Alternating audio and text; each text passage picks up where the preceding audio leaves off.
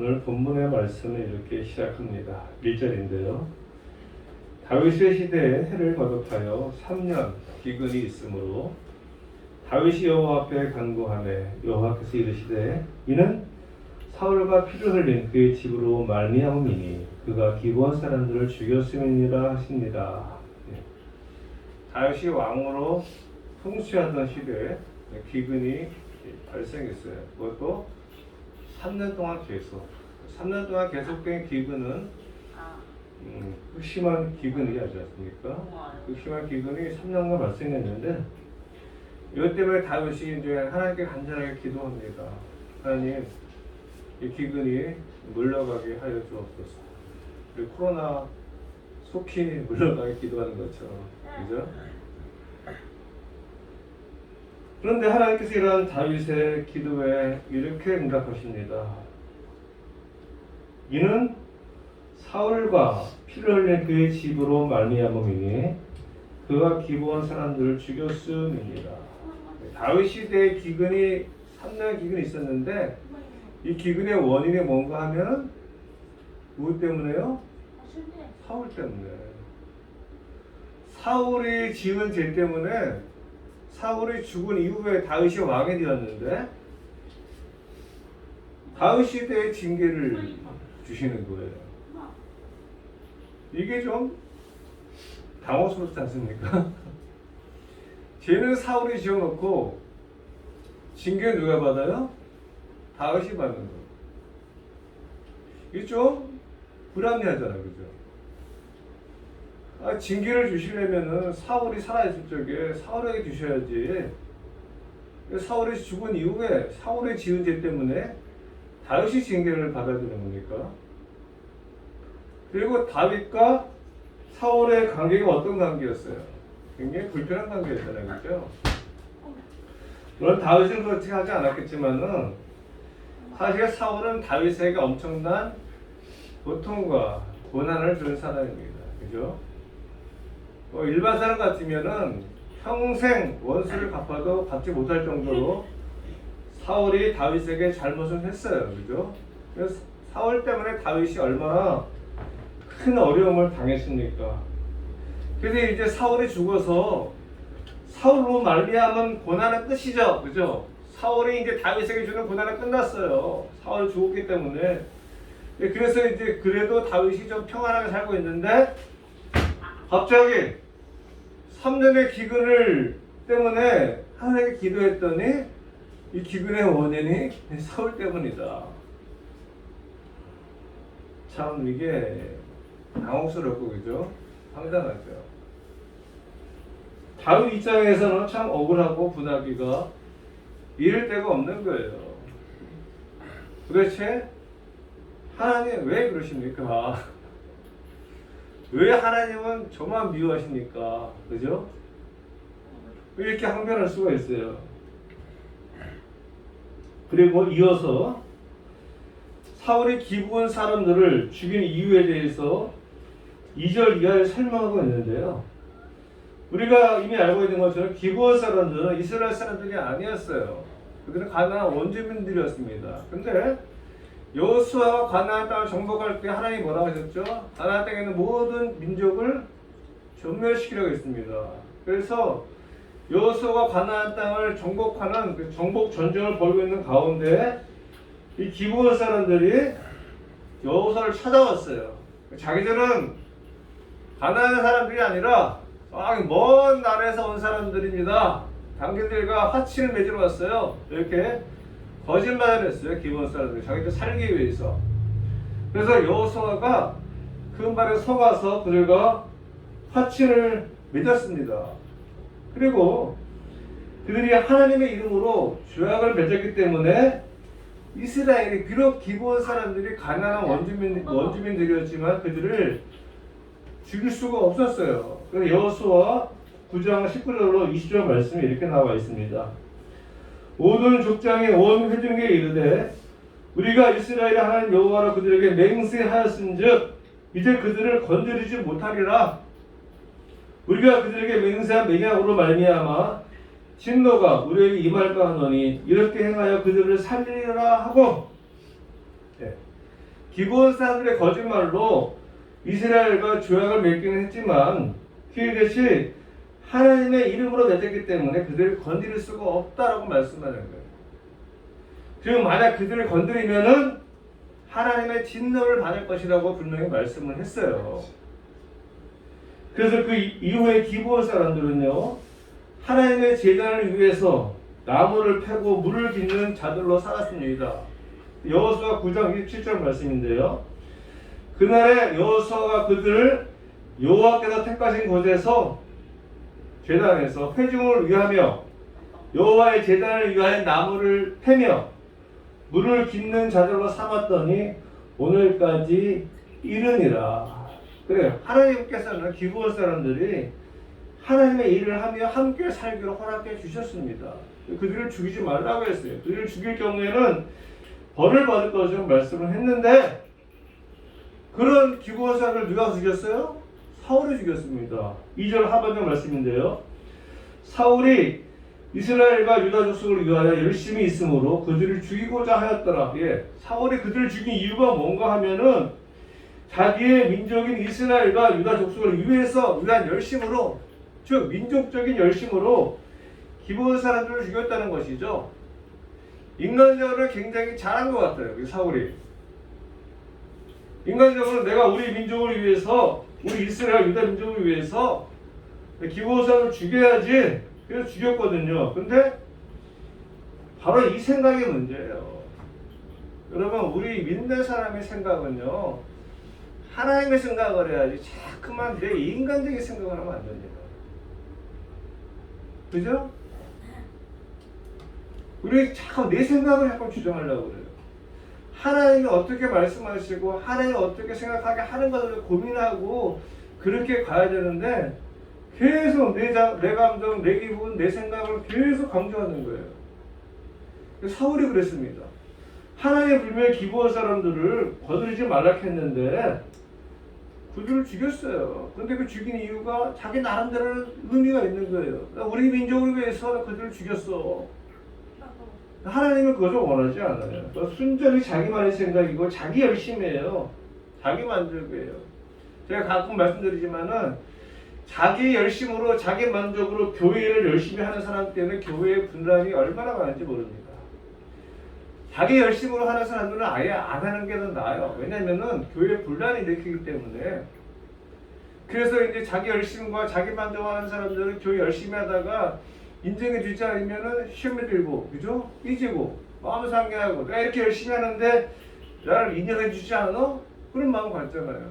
그러면서 이제 갈등이 야기가 되는 겁니다. 하나님의 마음으로 하는 사람들은 절대 그런 일들을 야기하지 않죠. 아무리 일 열심히 하고 헌금을 많이 하고 뭐 정말 교회를 위해서 목숨을 바쳐도 하나님의 이름으로 하기 때문에. 근데 이 사울은 자기 열심으로 그를 죽여버린 거예요. 그래서 하나님이 그들을 건드리면 진노하시겠다 하셨기 때문에 징계를 받은 것이죠. 근데 앞서 말씀드린 것처럼 징계를 하면은 사울 시대에 해야지 왜 다윗 시대에 하나님이 하시는 겁니까? 뭐 이유는 잘 모르겠어요. 근데 뭐 여러 가지로 미루어 짐작할 수 있는데요. 성경에 나와 있지 않으니까 제가 뭐 추측할 수는 없잖아요. 그죠? 아무런 말씀이 없어. 아무튼 사울의 지은 죄를 하나의 다윗 시대에 다윗에게 징계를 주셨는데 참 신기한 게 뭔가 하면은 이런 하나님의 징계에 대해 다윗이 아무런 항의를 하거나 항변하지 않았다는 거예요. 하나님 도대체 왜 그러세요? 왜 저만 미워하세요? 사울이 지은 죄 때문에 왜 저를 징계하는 겁니까? 따질 거 아니에요. 그죠? 항변할 수 있어요. 하나님 너무 하시는 거 아니에요? 사울이 저한테 괴롭힌 것만 해도 제가 고통스러운데 왜 하나님까지 저한테 이러시는 거예요? 그죠? 근데 성경에는 그렇게 나와 있지 않고 그러한 징계에 대해서 다윗이 겸허히 받아들이고 그 문제를 해결하라고 합니다. 원인을 알았잖아요. 그죠? 그 징계의 원인이 뭔가 하면은 사울이 기브온 사람들을 죽였기 때문에. 그죠? 그러면은 다윗이 그래 그러면 이것이 원인이라면 내가 어떻게 하면 이 문제를 해결할 수 있을까? 어떻게 하면 기근에 물러갈 수 있을까? 그러면 이제 기브온 사람들 찾아가서 그 해답을 그 문제를 풀어야죠. 그죠? 그래서 다윗이 기브온 사람들 가서 이야기합니다. 3절 말씀인데요. 다윗이 그들에게 묻되 내가 너희를 위하여 어떻게 하랴? 내가 어떻게 속죄하여야 너희가 여호와의 기업을 위하여 복을 빌겠느냐? 예. 다윗이 이제 이 문제를 해결하기 위해서 기브온 사람을 찾아가요. 그들이 묻습니다. 야, 내가 너희를 위해서 어떻게 하면 되니? 너희가 원하는 게 뭐야? 내가 어떻게 너희들에게 속죄해야 되니? 참 다윗 대단한 사람이죠. 비록 지혜는 사울이 지었지만 자기 시대에 일어난 하나님의 징계에 대해 다윗은 자신이 속죄한다고 이야기를 해요.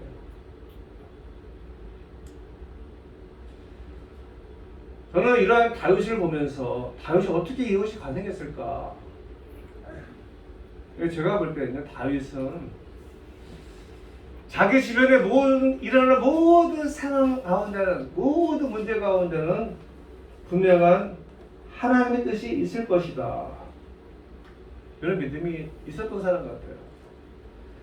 내가 죄를 지어서 내가 징계받은 건 아니지만 하나님이 왜 내 시대에 이런 징계를 하셨을까? 여기에 분명한 하나님의 소라의 뜻이 있을 것이다 하는 하나님에 대한 신뢰의 마음이 있는 것이죠. 그래서 다윗은 사울도 원망하지 않고 하나님도 원망하지 않아요. 사실 우리가 그렇지 않습니까? 나에게 일어나는 모든 상황 가운데서 그 안에 하나님의 소라의 뜻이 있다고 확신하면은 우리가 사람을 원망하거나 하나님을 원망하지 않습니다. 그죠? 우리는 참 그게 좀 쉽지가 않아요. 도대체 왜 나한테 이런 일이 일어나는 것일까? 왜 그 인간이 나에게 이렇게 악하게 하는 것일까? 그죠? 아니면 우리가 살아가는 삶의 가운데 내가 전혀 원치 않는 뜻밖의 어떤 재앙을 만났을 적에는 우리 정말 하나님 원망하고 나의 그런 어려움을 두고 사람을 원망하지 않습니까? 다윗은 그렇게 하지 않았다는 것이죠. 그 안에 있는 내가 이해할 수는 없지만 그래도 나에게 온 뜻밖의 재앙들에 대해서 그 안에도 하나님의 분명한 뜻이 있을 것이다. 다윗의 관심은 오직 그거였어요. 그래서 이 기브온 사람을 찾아가서 묻는 겁니다. 아무도 원망하지 않았어요. 그래야 기브온 사람들이 대답을 합니다. 자신을 학살한 사람의 자손 7명을 달라고 합니다. 네. 자신을 학살한 사람이 누굽니까? 사울 집안이잖아요. 그래서 사울 집안의 사람 7명을 주세요. 저희가 그들 목매달아 죽이겠습니다. 사실 3년의 기근을 당하겠지만 결정적으로 자신이 지은 대가 누가 받았어요? 사울 자손들이 받았습니다. 사울이 지은 죄의 문제를 해결하기 위해서는 사울 집안 사람들이 대가를 치러야 했습니다. 그래서 사울 집안 사람 7명이 죽임을 당하는데요. 8절로 9절 말씀. 왕이 이에 아야의 딸 리스바에서 난 자 그 사울의 두 아들 알모니와 무이보셋과 사울의 딸 메랍에서 난 자 그 무울라 사람 바르실레의 아들이 5 아들을 붙잡아 그들을 기브온 사람의 손에 넘기니 기브온 사람이 그들을 산 위에서 여호와 앞에 목 메어 달매 그들 7사람이 동시에 죽으니 죽은 때는 곡식배는 첫날 곧 보리를 베기 시작하는 때더라. 사울이 지은 대로 말미암아 결국 그의 후손들이 죽임을 당합니다. 그리고 그들의 죽음으로 하나님의 징계가 멈췄어요. 14절 말씀인데요. 사울과 그의 아들 요나단의 뼈와 함께 베냐민 땅 셀라에서 그의 아버지 기스의 묘에 장사하되 모두 왕의 명령을 따라 행하니라. 그 후에야 하나님이 그 땅을 위한 기도를 들으시니라.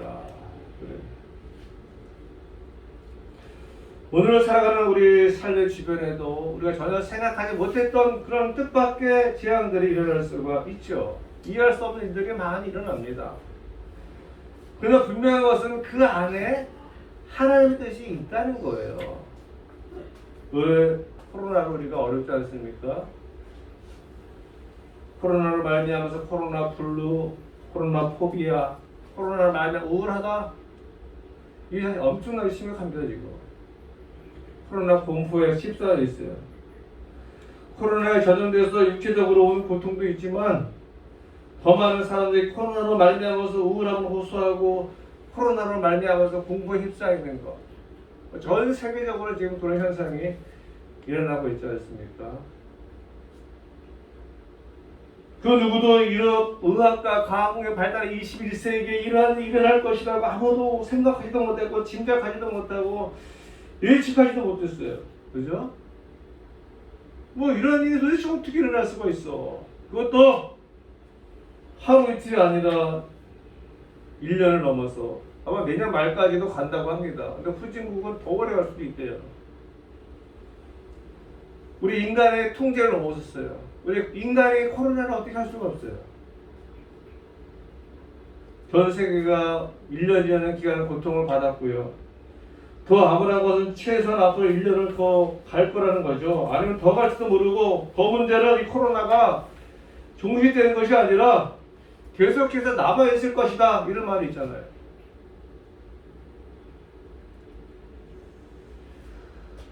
근데 우리가 분명히 알 수 있는 것은 이 코로나 가운데 하나님의 뜻이 계시다라는 거예요.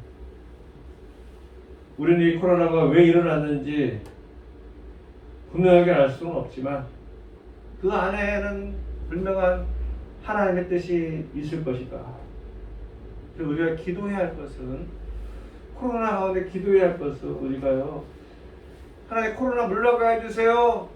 코로나 사라지게 해주세요. 이 기도도 필요하지만 더 열심히 진정으로 기도해야 할 것은 뭔가 하면은 이 코로나 가운데 있는 하나님의 뜻이 무엇입니까? 우리 교회가 이것을 위해서 기도해야 돼요. 도대체 무슨 문제 때문에 하나님이 코로나 우리에게 주신 겁니까? 다윗이 기도했잖아요. 하나님 왜 3년 기근 주셨어요? 하나님 그 원인을 알려주셨어요. 우리 코로나 이전에는 우리가 평범한 일상의 삶이 뭐 당연하다고 생각했죠. 그죠? 예배를 못 드릴 거라고 생각해 본 적 있어요? 뭐 이거 공산당도 아니고 로마 시대도 아니고 기독교를 박해하던 시대도 아니고 우리 시대에 뭐 이런 일이 일어날 수가 있어요. 시골에 계신 어머님은 예배도 못 드려요. 온라인 예배를 드릴 수가 없잖아요. 장비도 없고 할지도 모르고. 그런 분들에게 정말로 필요한데도 드릴 수가 없어요. 사람들끼리 모여서 밥을 먹는 것도 뭐 운동을 하는 것도 또 어디 여행을 가는 것도 뭐 할 수가 없어요. 교회에서 예배를 드리는 것도 얼마나 통제합니까? 5인 이상 집합 금지예요. 그죠? 5명에서 못 모여 다닙니다. 코로나를 말미암아 모든 것이 다 한순간에 다 무너져 버려요. 우리 일상의 삶이 다 무너져 버렸어요. 그래서 우리가 여러분들 예수 안 믿는 사람들 깨닫는 게 있어요. 뭐냐면 우리 일상의 삶이 얼마나 소중하고 귀하고 가치가 있고 감사한 일인지 이제 알겠다. 아니 평범한 그냥 일상의 삶이 그냥 우리 자연적으로 그냥 진행되는 걸 알고 있지만 그 자체가 얼마나 감사했던 것인지 이제는 알게 됐다는 것이죠.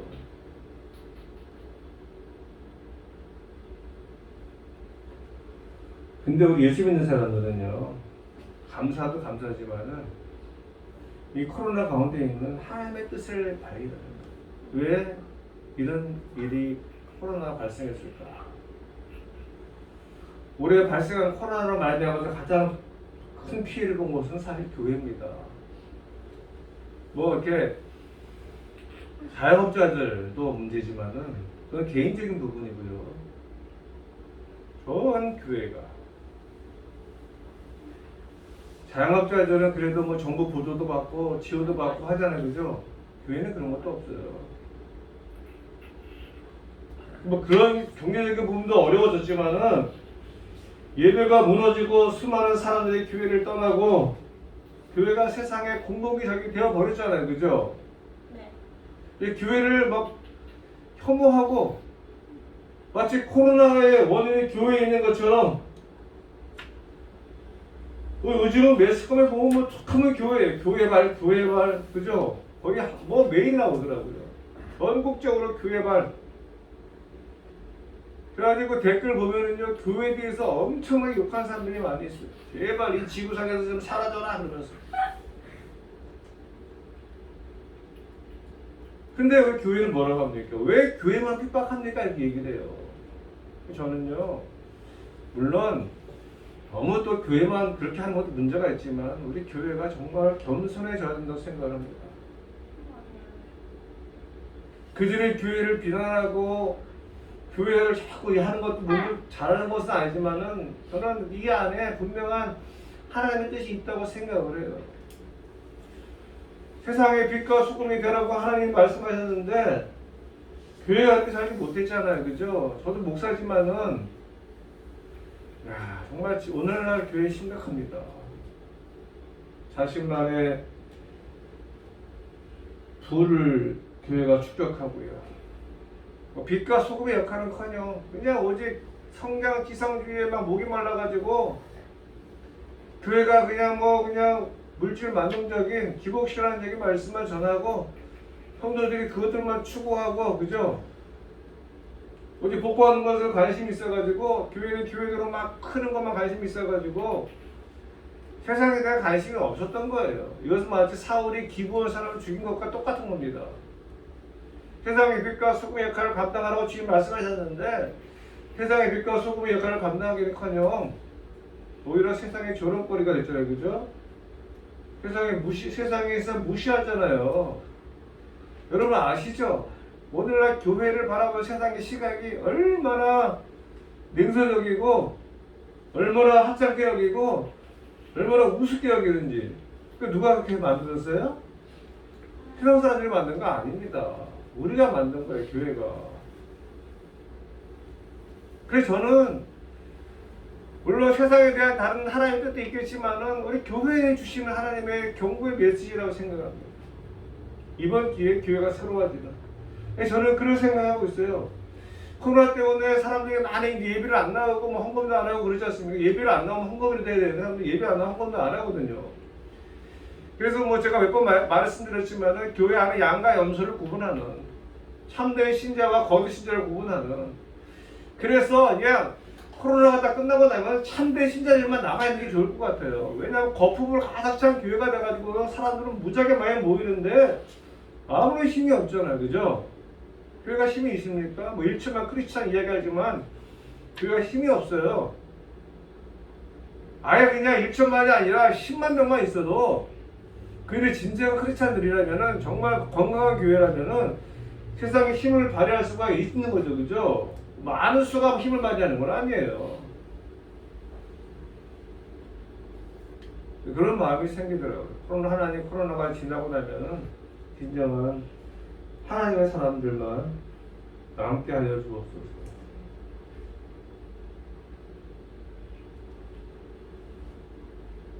이제 말씀 맺겠습니다. 세상에는 우리가 전혀 예측할 수 없는 뜻밖의 재앙들이 일어날 수가 있어요. 우리는 알 수 없어요. 이해할 수도 없고 도대체 왜 이런 일이 일어날 수 있나. 하지만 하나님은 아시죠. 하나님이 허락하신 거거든. 우리가 해야 할 것은 그 재앙 가운데, 뜻밖의 재앙 가운데 원망하고 불평하기보다는 그 안에 분명한 하나님의 뜻이 있으면 우리가 깨닫고 알고 주여 그것을 알게 하여 주옵소서. 그 재앙 가운데 있는 하나님의 뜻을 분별하게 하여 주옵소서. 그걸 알고서 그 문제를 해결해 갈 때, 해결하면은 하나님께서 우리를 새롭게 하실 줄로 믿습니다. 우리 개인의 삶도 그렇지만은 다 이것이 마찬가지예요. 그래서 기도하기는 이 코로나 가운데 있는 하나님의 뜻을 우리가 정말 교회가 발견하게 하시고 교회가 새로워지게 하여 주옵소서. 기도하는 저와 여러분 되시기를 바랍니다.